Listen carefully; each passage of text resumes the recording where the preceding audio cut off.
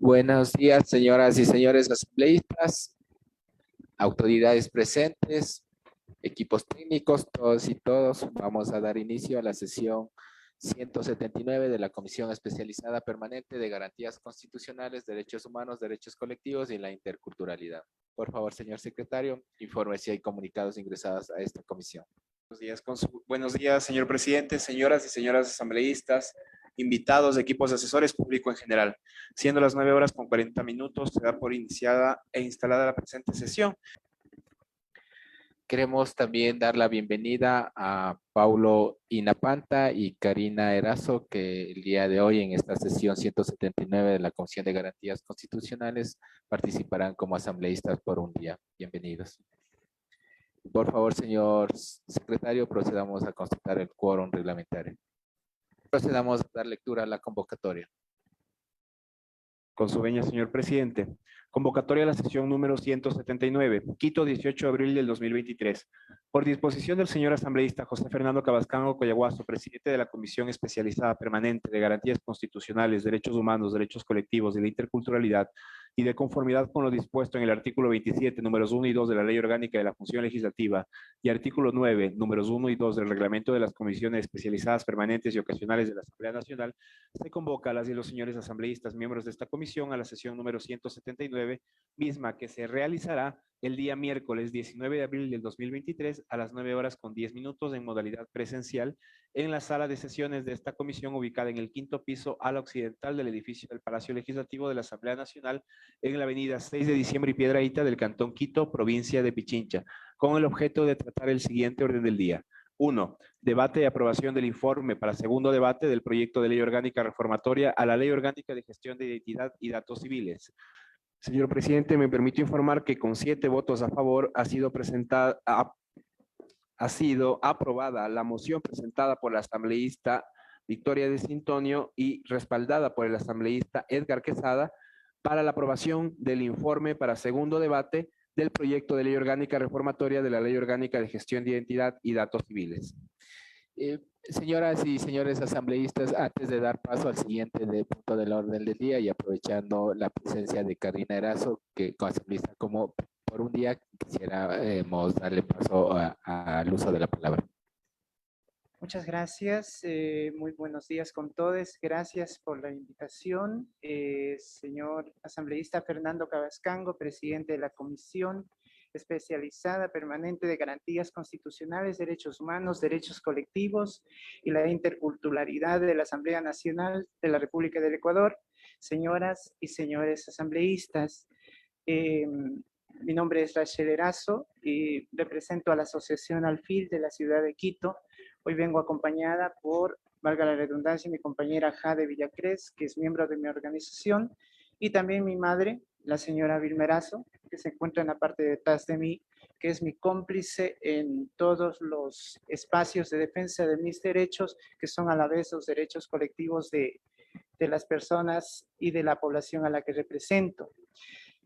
Como les decía, mi nombre es Rachel Erazo, soy una mujer trans, activista por los derechos de las personas sexogenéricas hace 23 años.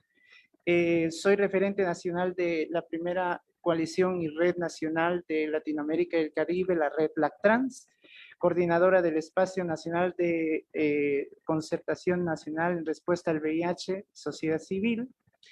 Un poquito contarles sobre mi organización, la Asociación Alfil, un ente no gubernamental de sociedad civil organizada sin fines de lucro, legalmente constituida, con 24 años de existencia en la defensa y alcance nacional de los derechos y que trabajamos justamente también en la incidencia política y el contexto de salud de la población LGBTI en territorio nacional.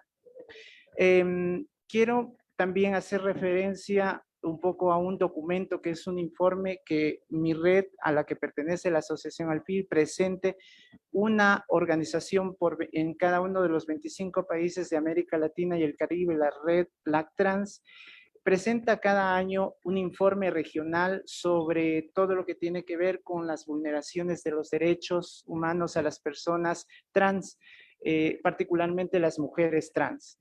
En este año, y el informe que por cierto está de manera digital y lo vamos a pasar a la comisión para que pueda apreciar los señores y señoras asambleístas, para el año 2022 este informe regional se ha denominado Perseguides en Democracia, Indocumentadas, Excluidas y Marginadas por los gobiernos.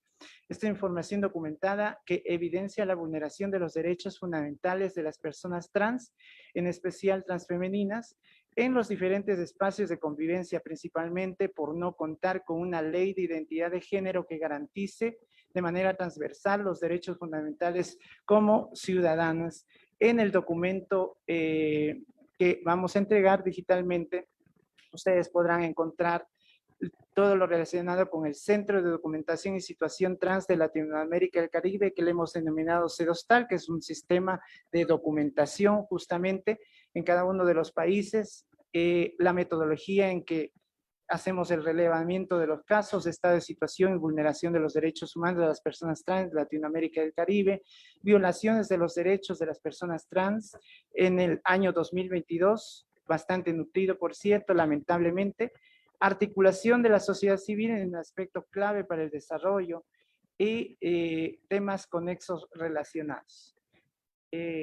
Quiero decir en este punto que los gobiernos y los estados de la región aún siguen teniendo una deuda pendiente con las personas trans, porque no queremos menos que la igualdad, señor presidente. Por eso se exige siempre la ley de identidad de género ya y, por cierto, el cupo laboral, que es un tema que denota la discriminación constante y exclusión. Voy a tratar de ser breve en esta exposición. También quiero expresarles en una línea de tiempo brevemente, valga la redundancia, la participación de mi organización en el marco de lo que es la lucha constante activista, política también, de lo que es el tema de la identidad de género. Entre los años 2013 y 2015, nuestra organización Asociación Alfil formó parte de una campaña que se denominó Mi Género en mi Cédula, integrado a la Coalición Nacional Pacto Trans, que así se denominó, aglutinaba a casi 42 organizaciones de sociedad civil, principalmente trans.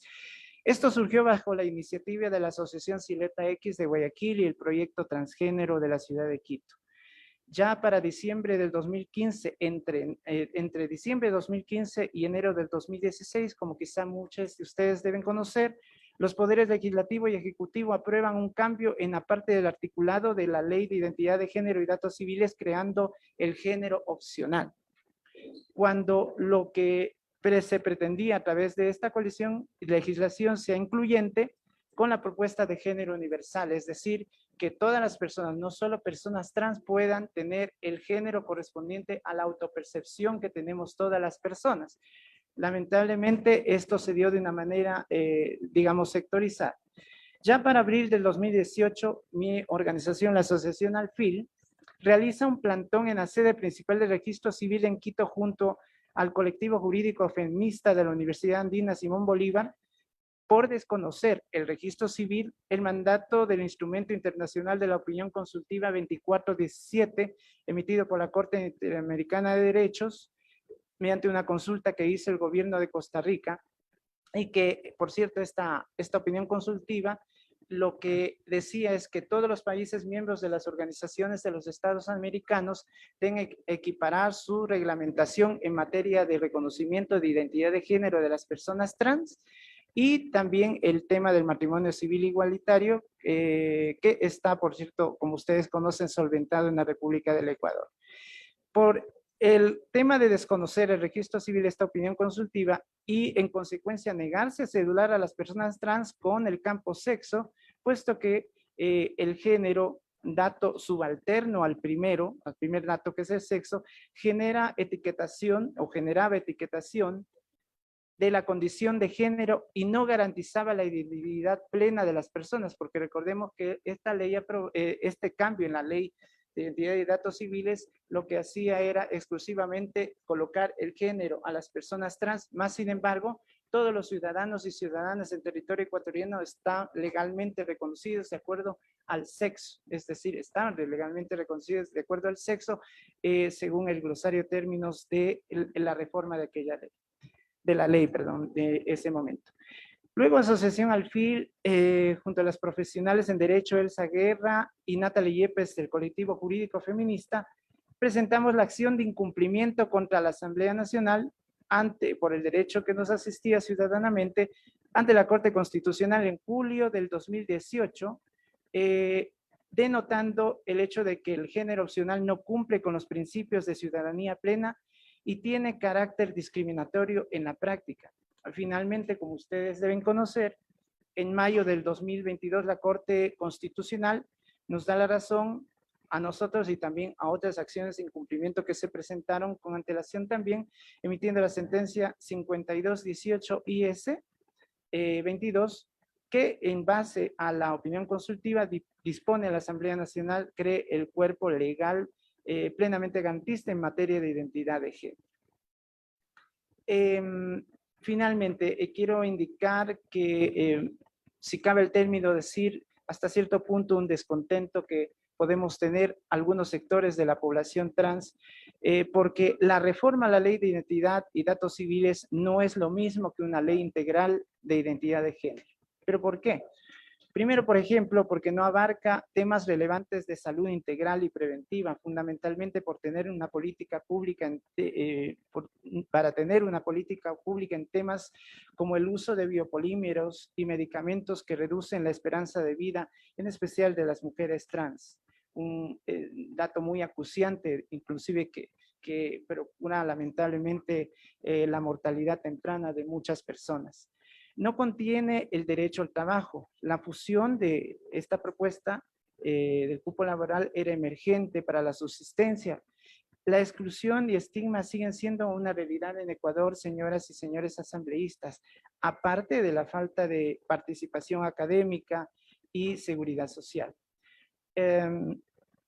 No contiene apoyo humanitario a las personas adultas mayores, personas trans. Emergente reconocimiento dadas las características estructurales, legales y sociales de las mujeres trans que subsisten en el trabajo sexual, no reconocido como trabajo, por cierto.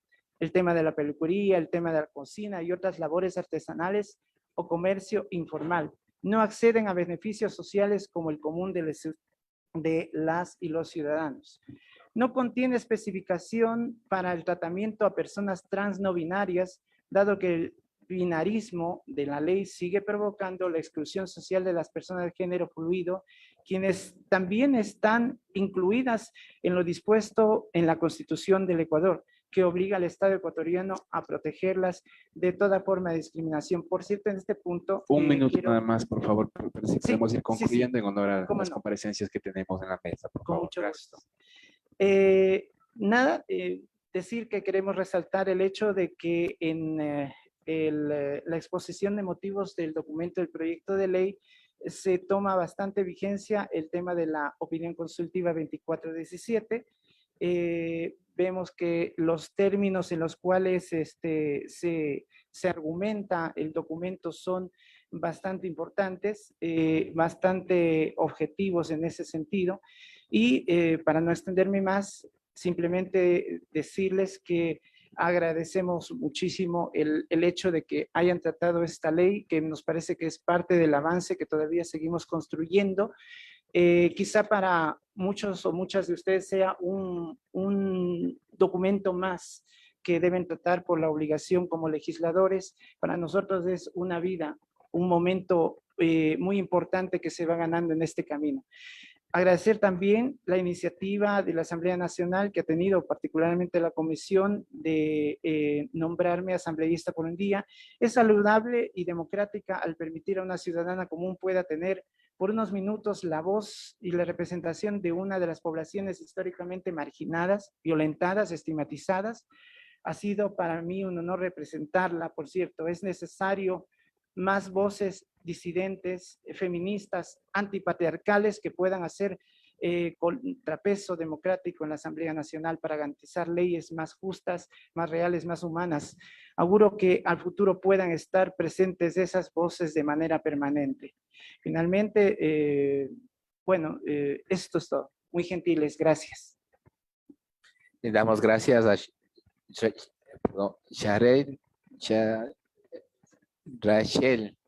Rachel Erazo, asambleísta por un día, que está participando en esta sesión 179 de esta comisión. Por favor, señor secretario, procedamos con el siguiente punto del orden del día.